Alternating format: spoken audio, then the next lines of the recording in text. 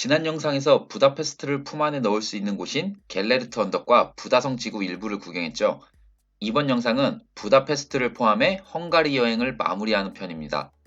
짧지만 잘 지냈던 에어비앤비 숙소 체크아웃을 하고 다음날 기차를 타고 미넨으로 가야 하기 때문에 부다페스트 켈레티역 근처에 호스텔을 잡았는데 체크인이 오후 2시라 시간이 남아 짐이 가득 실린 자전거를 타고 부다성으로 향했습니다.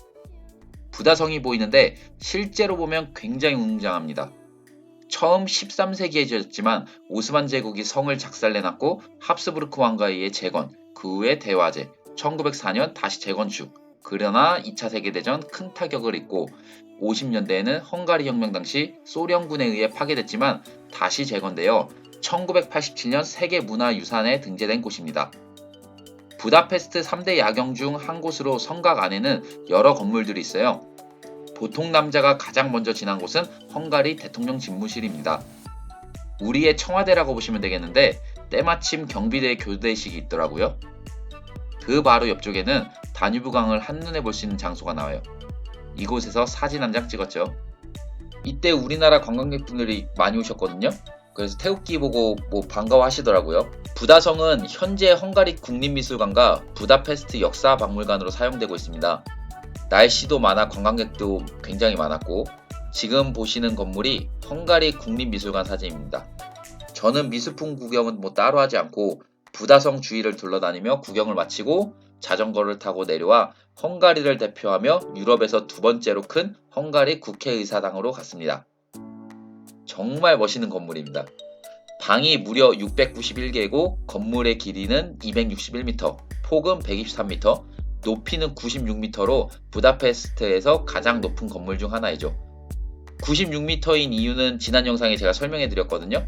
그 위에 링크 클릭해서 보시면 되고 이 건물의 계단의 길이를 모두 합치면 무려 20km나 된다고 해요. 밤에 다시 오기로 하고 호스텔 체크인 시간에 맞춰 이동했어요. 역 근처에 있는 에베뉴 호스텔인데 가격도 싸고 시설도 꽤나 좋았어요. 그리고 단돈 10,000원밖에 안 해요.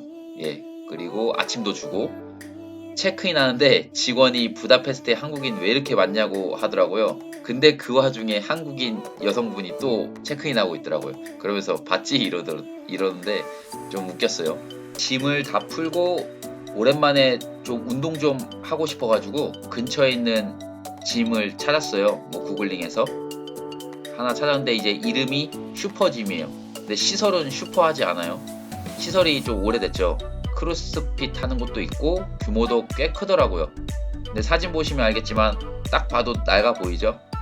근데 운동하는 사람이 중요하지 기구 중요한가요? 암튼 운동 잘하고 호스텔 가서 낮잠 좀 잔 다음에 저녁 먹고 야경 보러 나왔어요. 다시 이제 배가 고파가지고 근처에 뭐 있나 보다가 이제 프랜차이즈 이탈리안 레스토랑이에요. 근데 생각보다 맛있더라고요. 가격도 싸고 단돈 10,000원에 이렇게 잘 먹었어요. 먹고 이제 소화도 시킬 겸 이제 다뉴브강 쪽으로 쭉 걸어갔죠. 근데 멀리서부터 이제 세치니 다리가 딱 보이더라고요.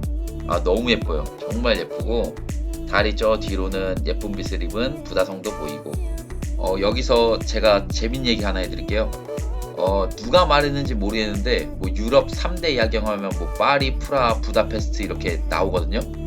근데 참고로 구글링 해보면 이렇게 안 나와요. 몇 대 몇 대 이런 거 없어요. 우리나라 사람들 너무 좋아하잖아요. 이런 거. 아무튼 냉전 시대가 종식되고 서방 세계 이제 가수들 중에 최초로 우리가 아는 롤링스톤즈 아시죠? 그 혓바닥 이렇게 나온 그룹. 그 롤링스톤즈가 1990년에 프라하에 공연을 갔어요. 당시 멤버였던 믹 제거. 여러분들은 마룬5 노래 중에 Moves Like Jagger라는 노래 아시죠? 그 제거가 이 믹 제거거든요. 아무튼 이 가수는 공연을 마치고 체코 대통령하고 술 한잔을 했대요. 술 한잔을 했는데 그 자리에서 아니 프라하성이 너무 멋있는데 밤에 볼 수가 없다 이거야. 볼 수가. 그래갖고 자기가 제안을 한 거예요.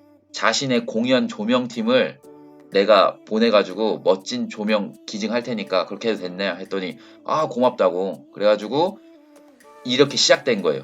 그 프라하성의 야경이 롤링스톤스 때문에. 되게 감사하죠.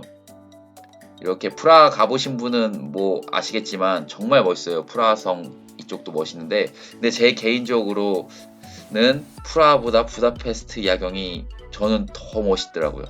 다뉴브강하고 함께 이렇게 야경이 나온 그곳 너무 멋있고, 거기에 정점을 찍는 게 있는데 바로 낮에 갔던 국회의사당이에요. 정말 사진이 이따구로밖에 안 나오는 게 그냥 속상할 정도예요. 너무 멋있어요. 파리 생강에서 바라보는 그 에펠탑 야경보다 전 더 멋있더라고요. 여기는 그래서 꼭 추천드리는 건데, 하나 좀 아쉽고 이런 게, 지난 5월에 이 아름다운 야경을 눈에 넣기 위해서 유람선을 타고 이렇게 관광을 했던 우리나라 관광객분들 중에 많은 분들이 사고로 세상을 떠나셨는데, 마음이 아프죠.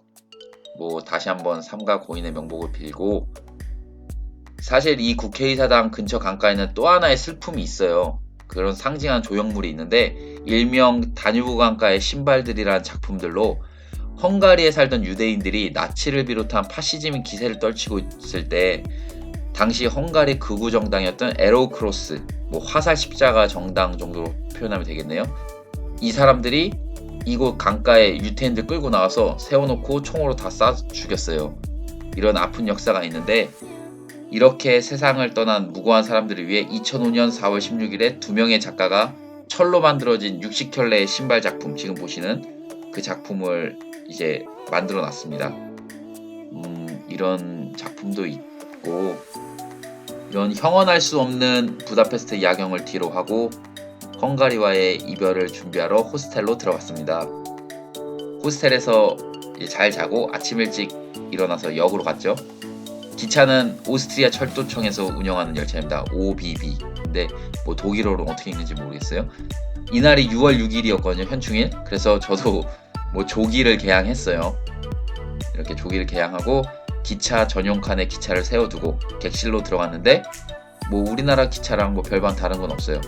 좌석에 이렇게 앉아있는데 옆으로 태극기가 달린 가방을 맨 여자분이 지나가더라고요. 그래서 제 궁금해서 어디 앉으시나 봤더니 제 앞쪽에 이렇게 앉으시길래 몰래 태극기 가방만 이렇게 살짝 찍었어요. 기차는 한 7시간 정도를 타는 여정이거든요. 여정이고, 그래서 이제 미넨으로 출발했습니다. 한국인들이 많이 찾는 부다페스트를 비롯해 제가 시골도 둘러보면서 느꼈던 헝가리, 물가도 상대적으로 싸고 안전한 편이며, 그리고 또 한 번 느끼고 싶어요. 그 부다페스트, 특히 그 야경 너무나 매력적인 곳이고 꼭 한번 가보시길 추천드립니다.